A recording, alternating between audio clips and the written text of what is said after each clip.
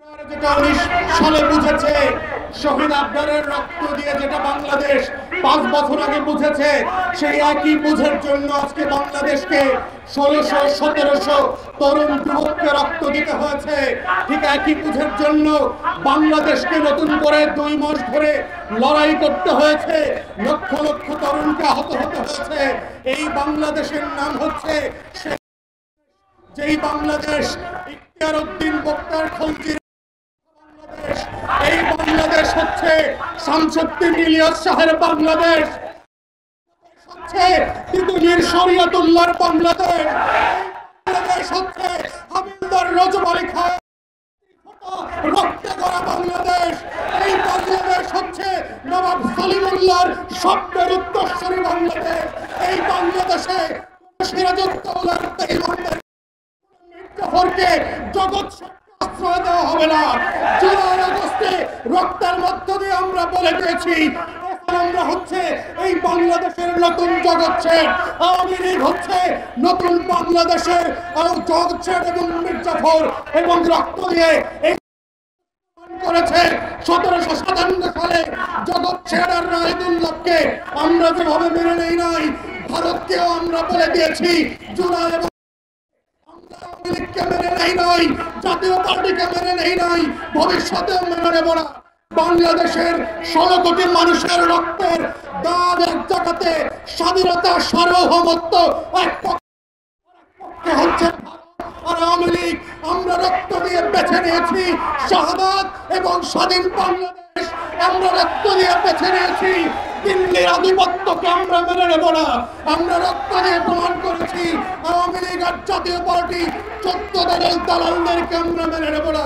তাই শহীদ ফরদের এই 5ম শাহাদাত বার্ষিকীতে আমরা আমাদের বাংলাদেশে অবস্থিত জাতীয় শত্রু এবং আমাদের সীমানার বাহিরে যারা জাতীয় শত্রু আছে, আপনারা মনে রাখবেন আমরা ঘুমাতে পারি কয়েক মাস কয়েক বছর ধরে যে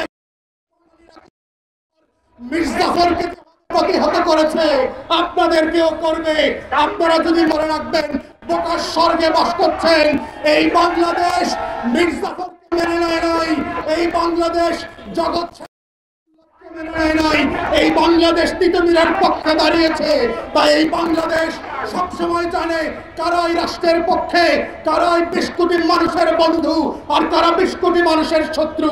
দিল্লির দাসত্বকে আমরা 1000 বছরে মেনে নেই নাই, এখনো মেনে নিচ্ছি না, ভবিষ্যতে মেনে নেব না। দিল্লিকে মনে করিয়ে দিতে চাই বাংলার শাসকরা কিন্তু দিল্লিও দখল করেছে। বেশি ঘটাবেন না, আমাদেরকে বেশি ঘটাবেন না, ঘটাইলে কিন্তু আপনারা বিপদে পড়বেন। তাই আমরা আপনাদের সাথে ভালো সম্পর্ক চাই, কিন্তু সেটা আমাদের স্বাধীনতা সার্বভৌমত্বকে বিক্রি করে দিয়ে না, সেটা দাসখত দিয়ে না, সেটা বাংলাদেশের সীমান্তে স্বর্ণদাস আর ফালানির লাশ ঝুলিয়ে দিয়ে না, সেটা আপনার পানিতে বাংলাদেশে বন্যায় ঝুলিয়ে দিয়ে না, ডুবাইয়ে দিয়ে না।